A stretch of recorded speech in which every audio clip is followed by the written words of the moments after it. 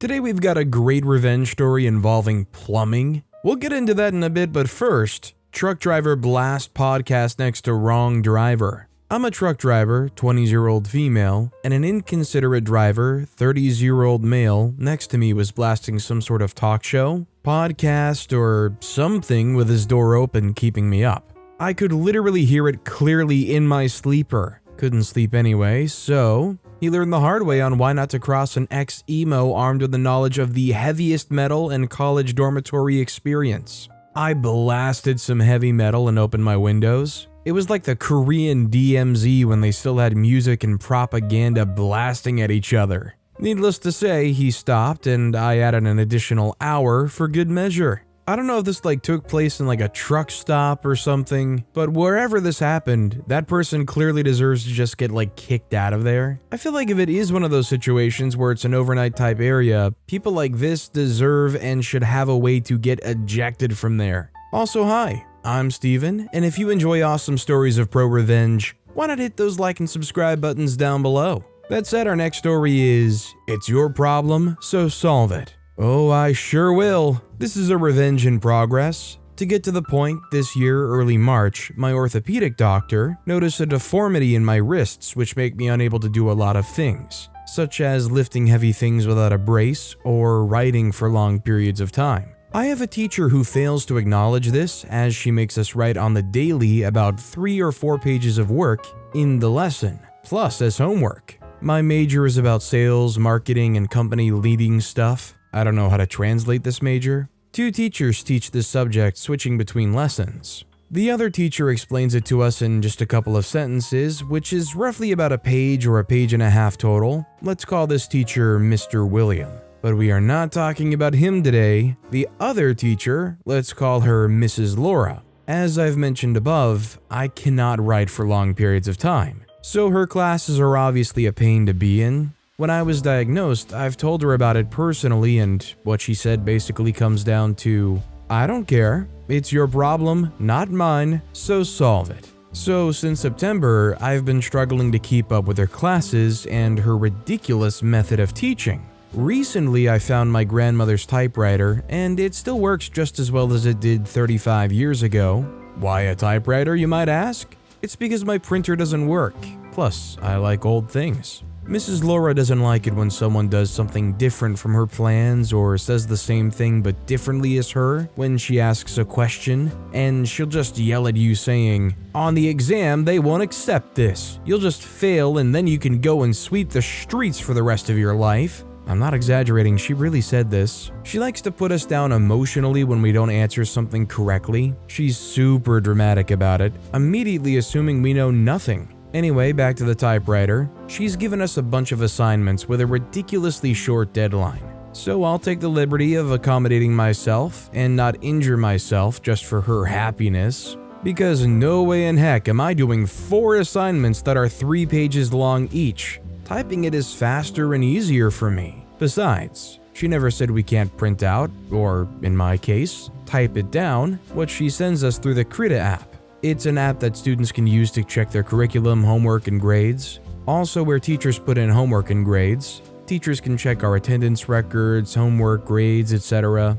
I'm guessing OP either doesn't have one or can't afford one, but most people just kind of use laptops in this situation nowadays. But it does remind me recently of a pretty funny video I saw where a professor apparently did not allow laptops in their classroom. So there was somebody sitting in the back of the class with a proper typewriter just tip, making these extremely loud noises. Everybody's staring at them, but hey, you gotta make do, and I'm not gonna lie, physically writing down pages of notes kind of sucks, especially when you've been so used to just typing it all out. Our next story is, always check your mirrors. My sister and I just finished grocery shopping, and I was pushing the cart with our groceries to my car when all of a sudden I hear a honk behind us. I was confused because we were not in the way at all. In fact, if I moved any more to the parked cars, I would have hit them with my cart. He flipped us off and parked his car. My sister and I looked at each other confused, but honestly I was feeling mad. I noticed he parked his car next to the area where you're supposed to drop off your carts. I also noticed he was just dropping someone off and is about to leave. I told my sister to go into the car and I'll handle the groceries. I hurriedly put the groceries away in my trunk and headed to the drop-off area for carts. Except I put my cart right behind his car. I quickly walked back to my car and explained everything to my sister. We were still able to see his car where I was parked, so we were just waiting to see his reaction. After a few seconds, we see the car backing up, and bam, hits the cart. I quickly drive off after that, so I'm not sure if he damaged his car. I didn't think he would hit the cart. My original revenge intent was going to be that he would have to get out of his car and move the cart, and it would just be an annoying inconvenience for him. But I guess that worked too. Not my fault he didn't check his mirrors. So who goes shopping, parks in a grocery store parking lot, and then just starts backing up without even looking? Forget damages to your car, that jerk's gonna end up injuring somebody at some point.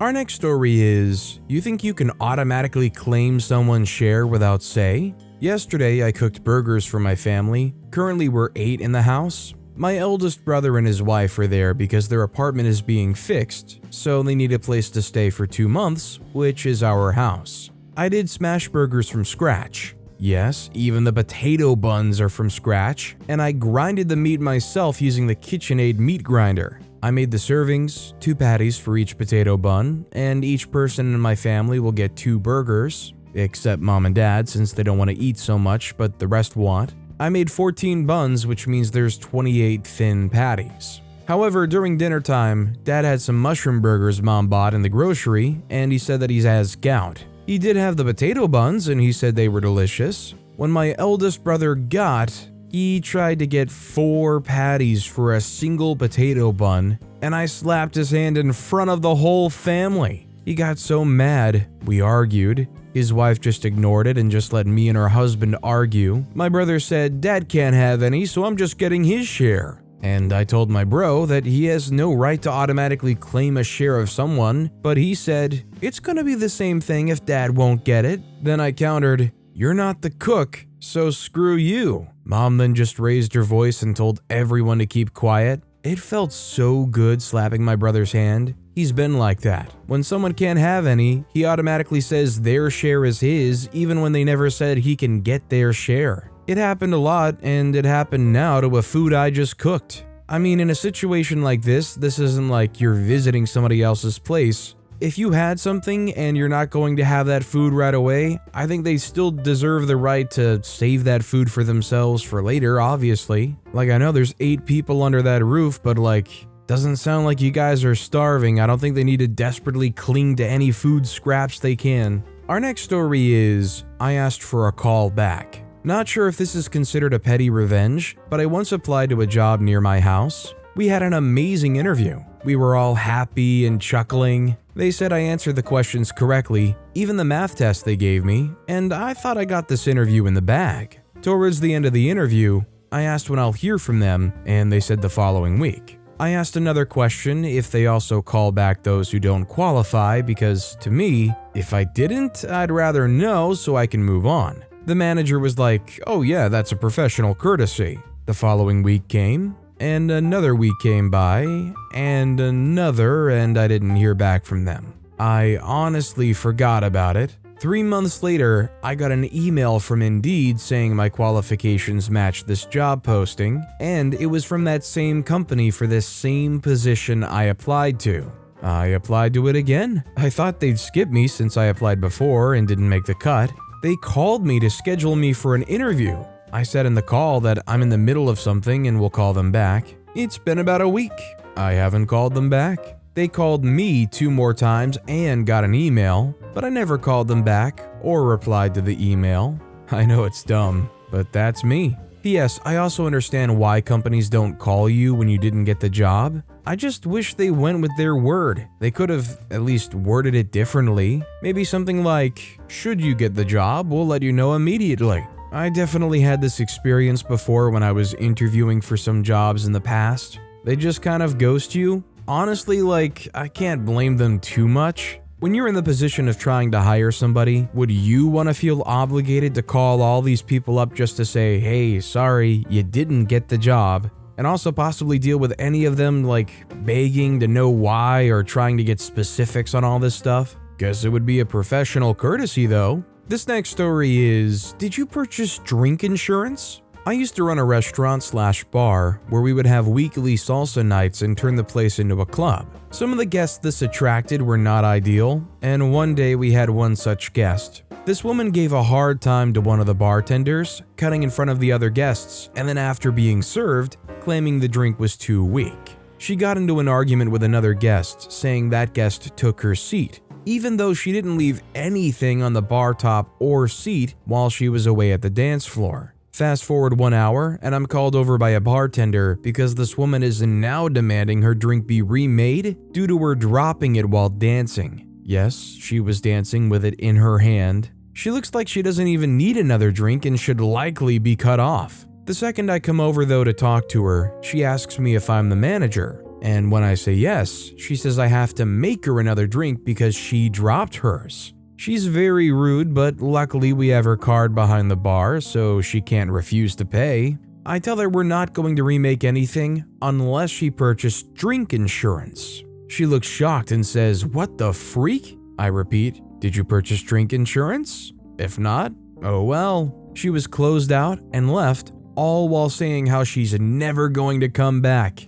Never saw her again. Somehow the place remained in business despite this. Is there anybody out there that if they went to a club and they saw that there was such a thing as drink insurance, they would actually consider purchasing it? I think at the very least we all know someone who probably should invest in drink insurance. Our next story is, enjoy the My Little Pony remix. I was subbing for another science teacher for our seniors. They're a great group with a few that are going to push buttons. Not mean or malicious at all, just seeing what they can get away with. The teacher had left them some online work that was fairly interesting, online games on the subject, short videos, that kind of stuff, and they could finish it in less than an hour. This left another half hour to relax in a 90-minute period. The rule was, first do the work, then chill, nap, whatever. Didn't even require them to remain in assigned seats, stay silent, or turn off music if the videos were done. 2 of my students were doing anything but the assignment.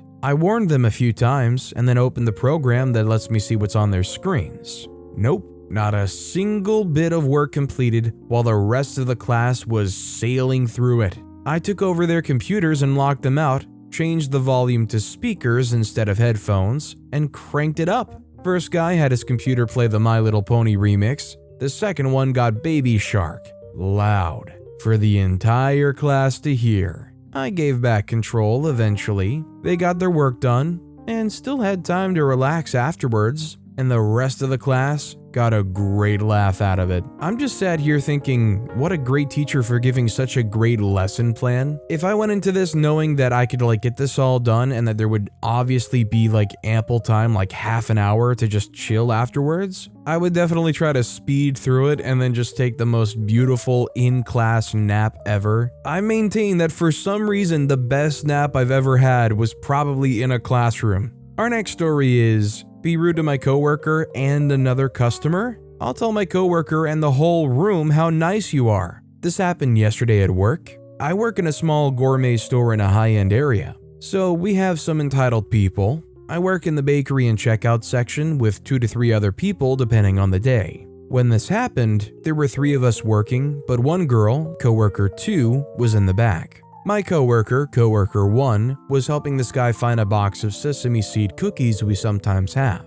We have a cookie shelf that's near the entrance that connects us to the other side of the store. She and the customer were standing 5 feet away from the actual entrance, so it had opened up, and there were 3 to 4 feet on the other side of them for people to pass. Enter Rude Lady. Rude Lady was carrying around 4 sandwiches, 2 of which were wraps in a container. Her hands were full, but she wasn't close to dropping everything. She didn't have a cane or anything, walked like I did. Anyways, she comes through the opening and coworker 1 and customer are in her way. They blocked a direct path, but she could have easily gone around them to get to me. She would have to cross over to get to me anyway because of where the register is. Instead of taking advantage of the 3 to 4 feet that was wide open, this woman stops, sighs, and says, "Seriously?" In shock, coworker 1 and customer move out of her way but are giving her a hard side eye. I'm honestly in shock as I'm ringing her up,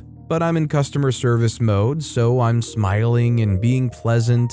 She tells me the sandwiches she's buying are for a baseball team. When I asked, she said it was college rather than high school or little league, so it was probably her son on the team, as she only looks like she's in her late-ish 50s. The exit is about 10 feet away from the registers, and we face the door. So as this lady is walking out, I say to my coworker, loudly enough for her and others to hear, "She's such a nice grandma, bringing her grandson's baseball team sandwiches." She turns and looks at me, but I said it sincerely enough that she didn't want to call me out in front of other customers. She just walked after that. Oh, you just know all the way back to their car, they're going to be rattling in their brain, and especially on the way to that college, they're going to be racking their brain over, do I really look that old? Am I that convincing to be a grandma? The next Botox flyer she sees is going to look pretty darn good probably. Our next story is,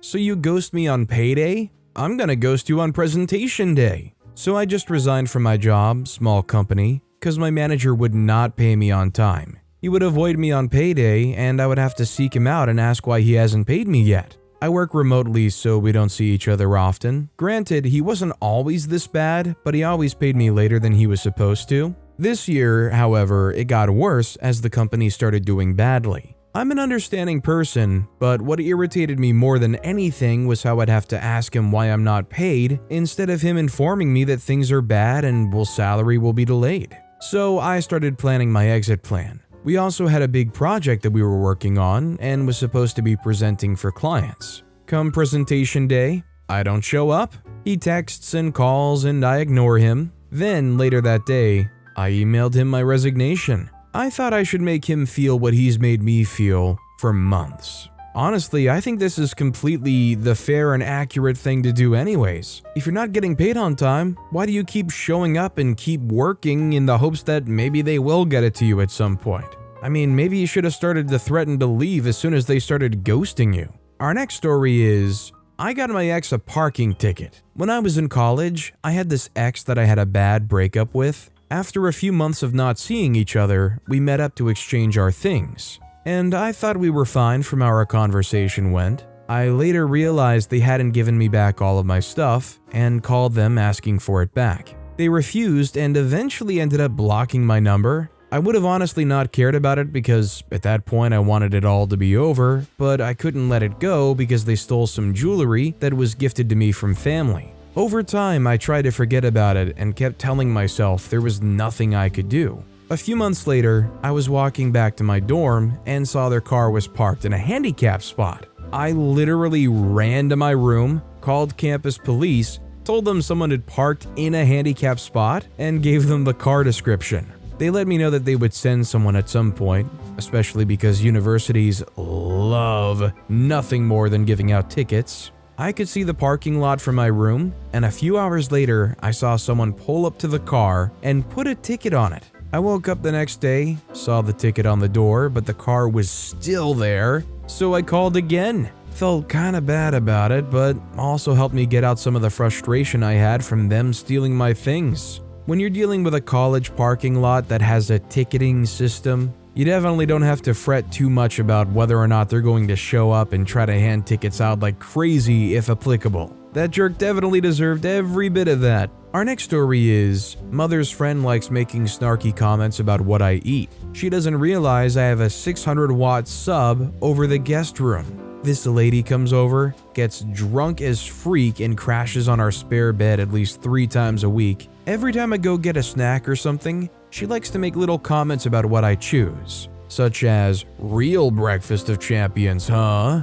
Or, how are you living off that? I've tried the rebuttal of, how are you living off boxed wine? And that definitely helped. She continued, and I've had enough. So, starting today, currently 12:30 p.m. and she's still asleep, I will be maxing my subwoofers and amp out until she leaves or addresses it. Considering she doesn't live here, I'm going to tell her to freak off if she tells me to turn it down. Let me eat what I like, witch. I don't need you making me more self-conscious. It was saltines and peanut butter, not even serious junk food. Let's be real here, is saltines and peanut butter even junk food? I feel like there's a level of effort with saltines and peanut butter that cannot allow it to be classified as junk food. Like, I feel like junk food solely has to be something that you can either pop in the toaster or the microwave for like 30 seconds or a minute, or just straight up unwrap and immediately start eating. Although I do love that somebody pointed out, all OP had to do was just say the last 2 sentences of this post to them. It's great. Our next story is, my Spanish teacher accused me of cheating on my homework. Before I start, it's valuable to know I have ADHD, and I've always found it easier to type than write. So in secondary school, I had a cruel-hearted hag of a Spanish teacher. She overheard me say that I didn't want to take Spanish for GSCE and went off on me. It was like putting a red rag to a bull. She went off on me saying, I kid you not, do you know there are children in the places of the world I've loved that would bite your arm off to be in the position you are? And so to throw your education into the dumps like that is so unbelievably arrogant and selfish. So there's a precursor as to what she had it in for me. A few months later, she's checking homeworks, which she sets way more often than she's meant to, and I got fed up and just started typing. She comes to me and asks me how she doesn't know I put it through an internet translator, and I asked her how she knew the other students didn't cheat on it, and she said because they'd written it down. I responded with, they could have also have put it through a translator and just written it down. That's how writing works. And she sighed, walked away, and said whatever. The freaking nerve to single me out and be obnoxious before walking away like it's nothing. I didn't stand for it. I have a type of diabetes, kind of giving me a free pass out of lessons. So I ask her if I can go to the years 7 to 11 hub, kind of like a jack-of-all-trades main office for those years. She says yes, she has to, but I never specified I had to go because of my blood sugar. I met with my head of year and told her what happened. She got called out of teaching, we all spoke, another Spanish teacher found I didn't translate it, literally because there were a few mistakes and some interpretations. I also asked her to find a software I could have used for that. She got backed into a corner and started looking guilty. The whole thing finished with me getting a Spanish homework exemption and her not being able to make my lessons a misery for fear of getting sacked. From every lesson till I stopped taking Spanish till then, I was always angelically beamed at her, and if she asked what I was doing, I always responded with, I'm just happy, miss. Is there a problem? The hag got what she deserved after she got fired for squeaky business with another teacher in the staff room laboratory. Good riddance to bad rubbish. Yeah, I feel like if OP tried to use a program, or God forbid, Google Translate, it would have been pretty obvious because from all indications I've ever been told or ever learned, it's really not that accurate. Like, not enough to actually use it for homework. Maybe nowadays it's starting to catch up though, but there's like a lot of different interpretations that you kind of just lose when you just put a word in. Our next story is, oh, you want your PlayStation back? This is pretty tame compared to others here, but I couldn't do much more at the time, and this still gets comments from his friends. My ex-husband was a piece of poo. 10-year relationship, 4 months of marriage, all down the drain in one morning when he tried to throw me off our balcony and then attacked me when he realized he was too weak to pick me up. I had him arrested and he went to prison, but only for a week. When he got out, he told his solicitor what certain things he definitely wanted that I couldn't keep: his TV and his PlayStation. I was pissed. The PlayStation was bought with vouchers and money that our friends and family had given us for our wedding, and he decided to spend one day whilst I was at work, as were a lot of the games, but fine. He wanted them back, he could have them back. I was keeping his beloved gaming PC and our cat, so I felt I was winning in some sense. However, he really should have been more specific. See, when he said he wanted the TV and the PlayStation back, that's what he got. That's all he got. I kept everything else: the power cables, the remotes, the controllers, the games. And as I had a restraining order against him and his family, he had no way of contacting me, at least not until I filed for divorce a few months later, where my solicitor discovered he wanted them back as part of the settlement.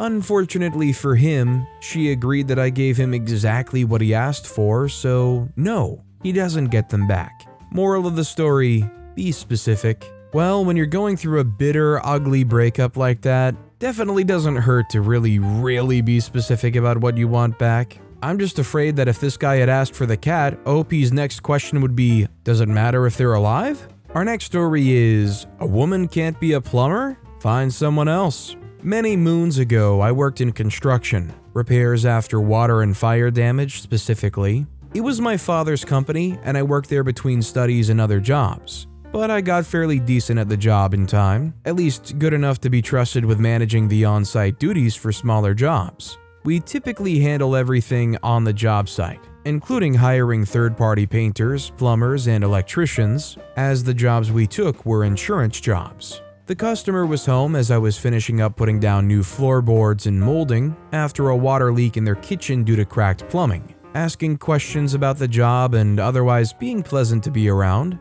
As I was packing down my gear, the plumber we contracted arrives. I was pleasantly surprised to see that Helen was the one showing up. Having worked with her before, we have a quick chat as she's grabbing what she needs from her truck. Helen was in her early 20s at this time, with a year or two on the job, but is constantly praised behind her back by her coworkers for her exceptional work. I walk back into the house with her and show her the kitchen, and she gets ready to do her work. I enter the living room with my broom and vacuum to clean up after myself and inform the tenant that the plumber is here and his kitchen will be fully functional once she's done. Women can't be plumbers, he says as he lets out an annoying sounding grunt. I assure him it is a she and that she knows her stuff. He looks quizzically at me and moves to the kitchen to, I assume, confirm that this is in fact a woman. I loosely follow as I sense a situation brewing and because I'm curious. In the kitchen, he lets out a disappointed, "Hello?" And after she introduces herself, he asks where the real plumber is. She informs him that she is the plumber and that she'll be done shortly. He refuses to believe that she's the actual plumber and asks again where the real plumber is. She gets a confused look on her face, and before she has time to respond, he utters, "I want a real plumber, not a little girl who cried her way to this job and will screw it up because a cute little girl like you cannot be a plumber." She's rightfully angered by this, doesn't know how to respond. I step in to tell them that she really is a plumber and is more than capable for a simple job like this. He still refuses to believe this and tells her to call a real plumber and orders her out of the house. She gets up and heads over to her car with tears in her eyes. I asked her if she was okay. She said yes, but I doubt that was true. She told me to finish up what I was doing while she called her boss. I figured she wanted to be alone a few minutes and obliged. Her boss, hearing what had happened, instructed her to stay there while they came over to talk to this fine specimen of humanity. I was done with my tasks at the house and stayed to talk with her while we waited for her boss. When her boss came, we gave him the full story and watched him go over to the house. Their interaction took place at the front door next to where we were parked. The owner of the house spat out, "Finally, someone who knows their stuff. Right this way," and turned around to show the location of the kitchen. Her boss just said, "No," making the owner turn back. Just because she's a young woman does not mean that she's not a great plumber. She's one of my best. You do not talk to any of my employees like that. We will not finish this job. After that, he walked back over to us and just said, "Let's go." We all left. As our company was project lead, we would have been the ones finding a different plumber to take the job. However, my dad does not care for these kinds of disrespectful people. Once I told him about that day's events, he contacted the insurance company and informed them that the customer was disrespectful to his employees and subcontractors and would no longer offer services to this customer. We still had some carpentry work left at this man's house, waiting for the electrician to finish his work, which was also canceled as they were subcontracted by us and paid by us. This meant that the insurance company had to contract a new company for a project lead, which then had to contact their own subcontractors. The magnificent timing of these events meant that no one had open slots in their calendars for this job. We have a good relationship with the insurance agents we work with, and was informed that it took a full week before this job was completed instead of being finished the next day. Bonus, about a year later, we're talking to the insurance agent on a different job, and he asks if we remember this customer. He informs us that he had a new water leak in a different section of the house. It was discovered that the plumbing work was done by one of the customer's friends. In Norway, plumbing and electrical needs to be done and documented by a licensed professional. Otherwise, your insurance will not be paid. As you might have guessed, his friend is not a plumber. He had to pay the repairs of the latest damages out of pocket, and the insurance company took a new look at the first leak. It was decided that the initial water leak also did not qualify for insurance, so he had to pay back the full amount of repairs for this as well. I gave Helen a call with the fantastic news, and she was ecstatic. I don't really care what anybody looks like or who they are. If they look like they know what they're doing and they're getting right to work, and this is a company that was contracted by the insurance, I'm just gonna be happy somebody's here doing the work, and I'm gonna go sit down and prop my feet up and be happy. But with that being said, that's all the time we have for today. Now, if you want to hear another awesome revenge story, check out that video on the left. Or if you missed my latest video, check out that video on the right. That said, I'll see you all next time with some more stories.